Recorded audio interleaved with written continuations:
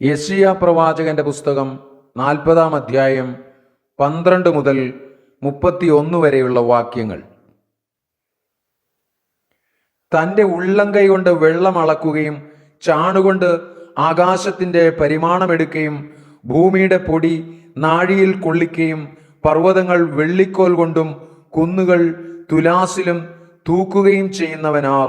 യഹോവയുടെ മനസ്സ് ആരാഞ്ഞറിയുകയോ അവന് മന്ത്രിയായി അവനെ ഗ്രഹിപ്പിക്കുകയോ ചെയ്തവനാർ?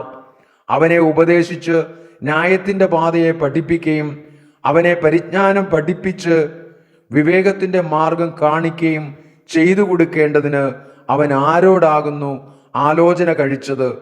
ഇതാ, ജാതികൾ തുലാക്കൊട്ടയിലെ ഒരു തുള്ളി പോലെയും തുലാസിലെ ഒരു പൊടി പോലെയും അവന് തോന്നുന്നു. ഇതാ, അവൻ ദ്വീപുകളെ ഒരു മണൽത്തരിയെ പോലെ എടുത്തു പൊക്കുന്നു. ലെബാനോൻ വിറകിന് പോരാ, അതിലെ മൃഗങ്ങൾ ഹോമയാഗത്തിന് മതിയാകുന്നില്ല. സകല ജാതികളും അവന് ഏതുമില്ലാത്തതുപോലെ ഇരിക്കുന്നു. അവന് വെറുമയും ശൂന്യവുമായി തോന്നുന്നു. ആകയാൽ നിങ്ങൾ ദൈവത്തെ ആരോട് ഉപമിക്കും? ഏതു പ്രതിമയെ നിങ്ങൾ അവനോട് സദൃശമാക്കും? മൂശാരി വിഗ്രഹം വാർക്കുന്നു, തട്ടാൻ പൊന്നുകൊണ്ട് പൊതിയുകയും അതിന് വെള്ളിച്ചങ്ങല തീർക്കുകയും ചെയ്യുന്നു. ഇങ്ങനെയുള്ള പ്രതിഷ്ഠയ്ക്ക് വകയില്ലാത്തവൻ ദ്രവിച്ചു പോകാത്ത ഒരു മരക്കണ്ടം തിരഞ്ഞെടുക്കുകയും ഇളകാത്ത വിഗ്രഹം കൊത്തിയുണ്ടാക്കി നിർത്തുവാൻ ഒരു ശില്പിയെ അന്വേഷിക്കുകയും ചെയ്യുന്നു.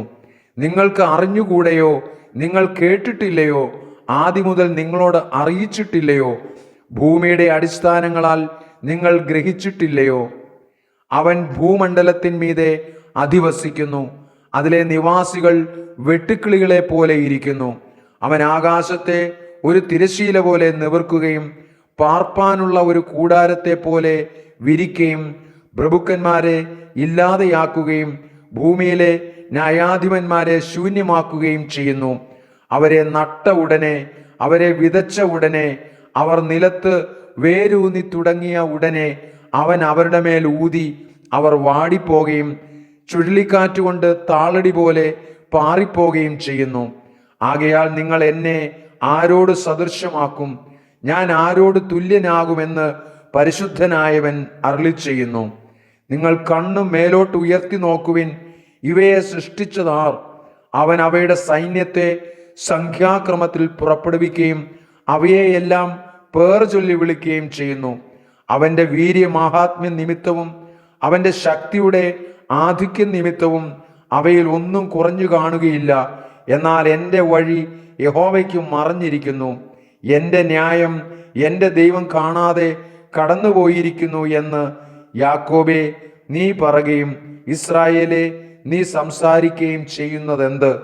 നിനക്കറിഞ്ഞുകൂടെയോ? നീ കേട്ടിട്ടില്ലയോ? യഹോവ നിത്യദൈവം, ഭൂമിയുടെ ആർദികളെ സൃഷ്ടിച്ചവൻ തന്നെ. അവൻ ക്ഷീണിക്കുന്നില്ല, തളർന്നു പോകുന്നതുമില്ല. അവന്റെ ബുദ്ധി അപ്രമേയമത്രേ. അവൻ ക്ഷീണിച്ചിരിക്കുന്നവന് ശക്തി നൽകുന്നു, ബലമില്ലാത്തവന് ബലം വർദ്ധിപ്പിക്കുന്നു. ബാല്യക്കാർ ക്ഷീണിച്ച് തളർന്നു പോകും, യൗവനക്കാരും ഇടറി വീഴും. എങ്കിലും യഹോവയെ കാത്തിരിക്കുന്നവർ ശക്തിയെ പുതുക്കും. അവർ കഴുകന്മാരെ പോലെ ചിറകടിച്ച് കയറും. അവർ തളർന്നു പോകാതെ ഓടുകയും ക്ഷീണിച്ചു പോകാതെ നടക്കുകയും ചെയ്യും.